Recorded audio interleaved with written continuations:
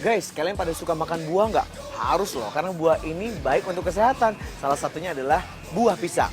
Nah, ngomongin soal pisang, ini adalah pisang emas. Bukan terbuat dari emas loh ya. Nah, pisang emas ini identik ukurannya yang kecil, aromanya yang harum, dan rasanya yang lebih manis. Serta ini kaya akan vitamin juga mineral yang baik untuk kesehatan. Manfaatnya banyak, salah satunya adalah mengandung potasium yang memberikan efek menenangkan saat pikiran lagi suntuk. Nah, untuk kalian yang sering suntuk, sering-sering makan buah pisang ya. Buat kalian yang siang ini lagi pada suntuk, mendingan lihat nih liputan yang keren-keren yang udah disiapin sama teman-teman dari tim Tahu Gak Sih.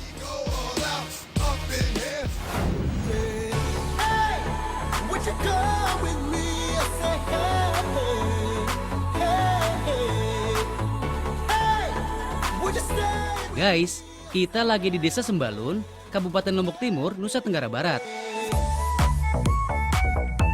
Kawasan yang sejuk dengan kondisi tanah yang gembur. Pastinya, di sini banyak aneka tanaman, mulai dari buah-buahan dan sayuran yang tumbuh dengan subur.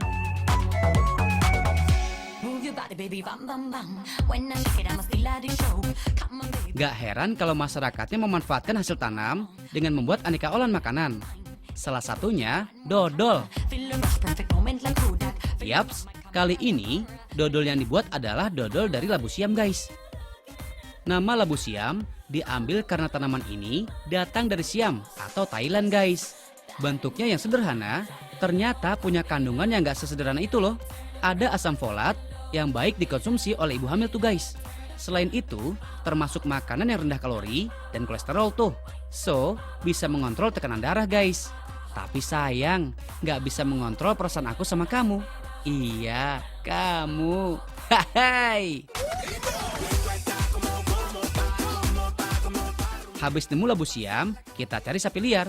Lokasinya ada di Bukit Dandaun, Desa Sembalun Lawang, Lombok Timur, guys. Tepatnya di sekitar Bukit Kaki Gunung Rinjani.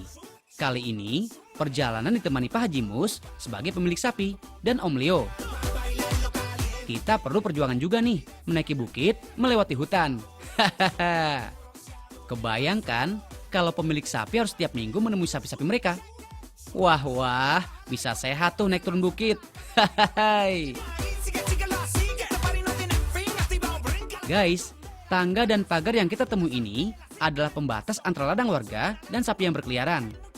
Maksudnya sih, supaya sapi liar nggak akan mengganggu hasil tanam para petani. Nah, kalau udah melewati tangga tadi, artinya kita sampai, guys.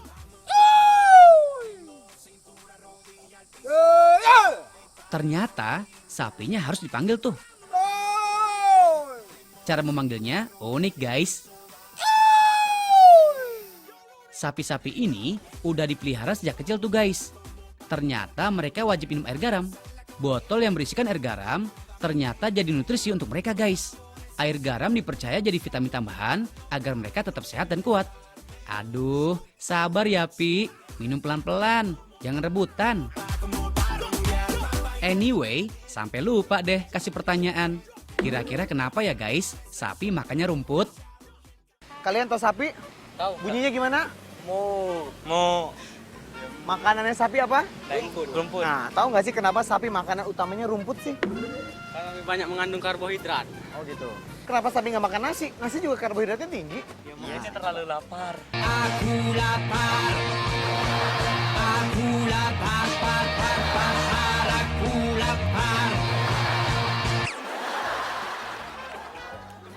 Yogi tahu sapi nggak, Yogi? Tahu. Bunyinya gimana?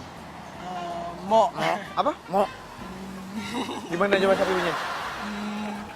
Mo. Ah, pintar. Sapi makannya apa sih, Yogi? Kambing. Kambing. Kambing. Tahu nggak sih kenapa sapi makanan utamanya rumput sih, Yogi? Ya mungkin nggak bisa dicerna di perutnya. Jadi karena memang perutnya hanya mampu mencerna rumput kali ya, gitu. Mungkin.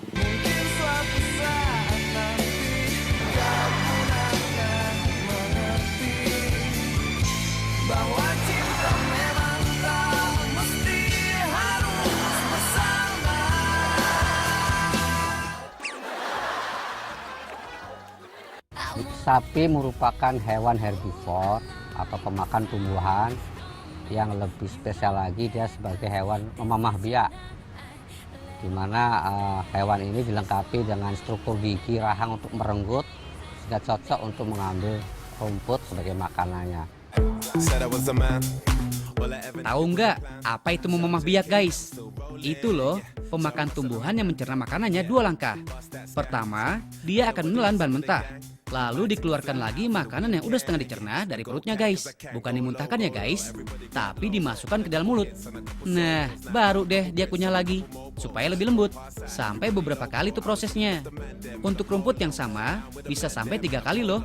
Wah, lama juga ya makannya kamu, Pi. Selain itu, susunan gigi rahangnya memang termodifikasi untuk merenggut makanan guys. Oh iya guys, alat pencernaan sapi juga bersimbiosis dengan bakteri. Bisa menghasilkan enzim untuk memecah selulosa. Jadi, sapi dan rumput saling melengkapi gitu deh. Kayak kita lah gitu. Cie, cie.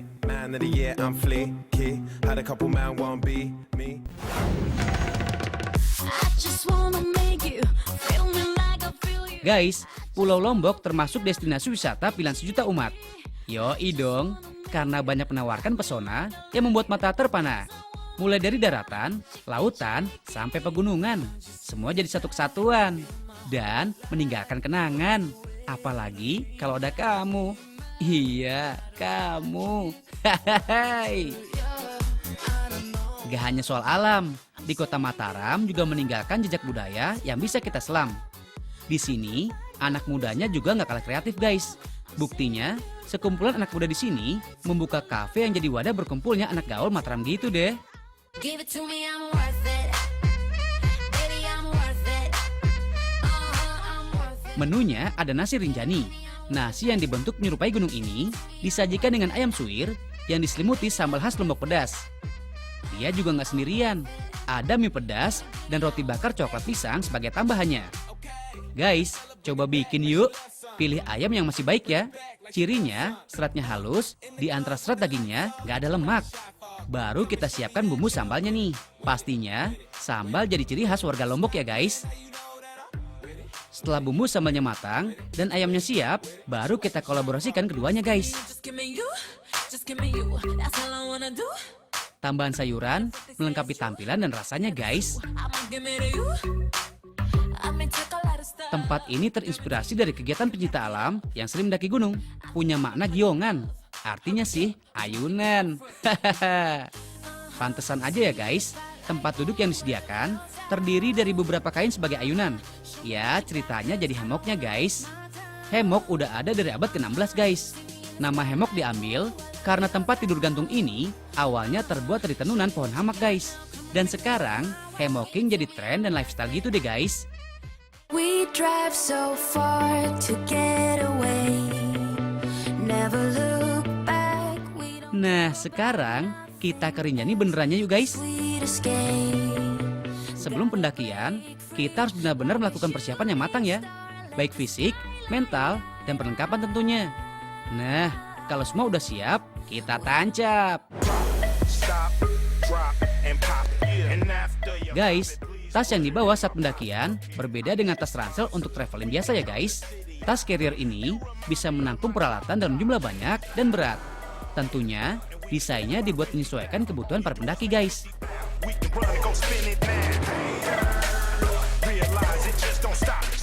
Kalau kita nggak sanggup membawa banyaknya tetek-bengek peralatan, nggak usah khawatir guys. Ada abang-abang porter baik hati yang siap membantu. Jangan lupa bayar fee-nya guys.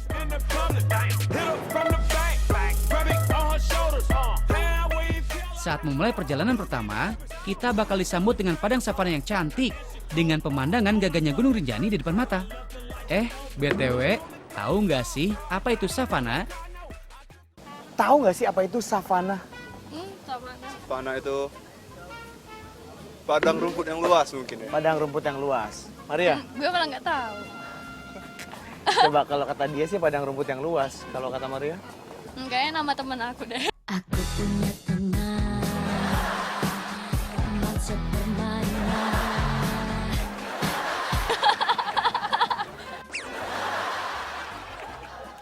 Tahu nggak sih apa itu savana gue?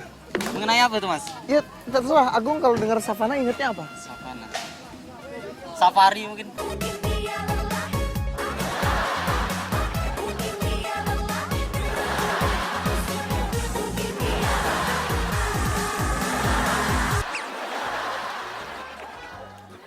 Padang rumput yang ada di daerah tropis.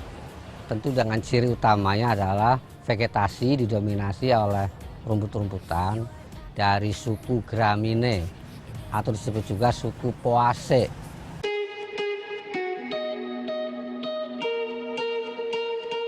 Guys, yang namanya savana seperti daerah peralihan antara hutan dan padang rumput gitu deh guys.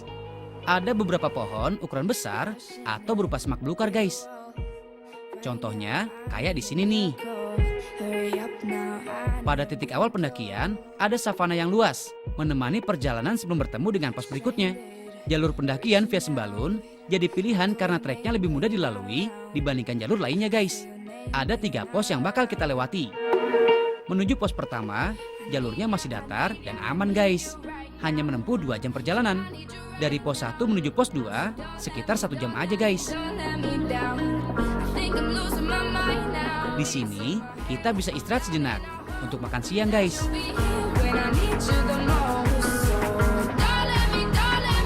Menu sederhana ala chef Abang Porter jadi tenaga tambahan sebelum melanjutkan perjalanan.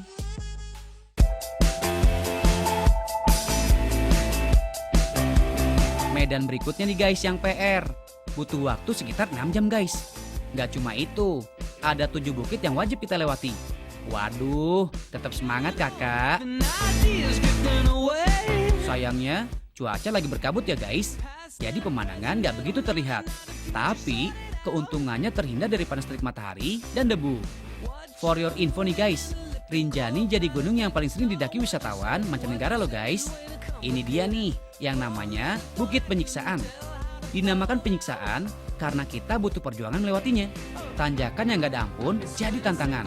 Ditambah tanah licin akibat hujan. So, perlu hati-hati dan kerjasama antar tim ya.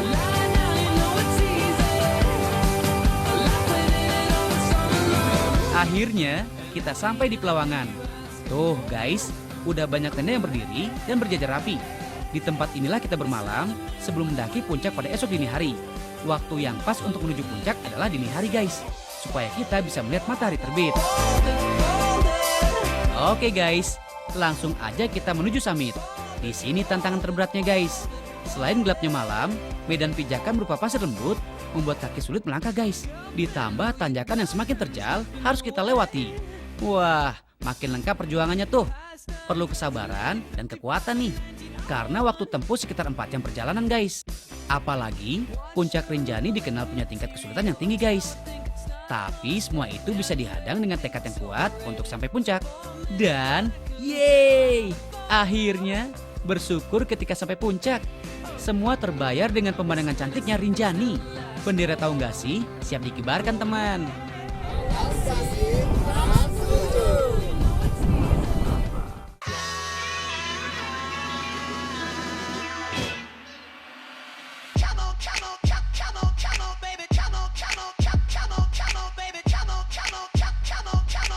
Guys, Gunung Rinjani adalah gunung berapi tertinggi kedua di Indonesia loh. Mencapai 3.726 meter di atas permukaan laut. Dari puncak, kawah gunung yang udah nggak aktif terlihat guys. Di sebelah timur ada Gunung Tambora. Di sisi barat ada Gunung Agung Bali. Yang penting sih guys, bukan menaklukkan gunungnya, tapi menaklukkan diri sendiri. Saik kan? Hahaha.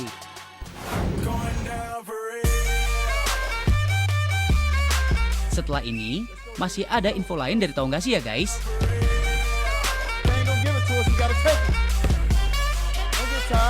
Indonesia.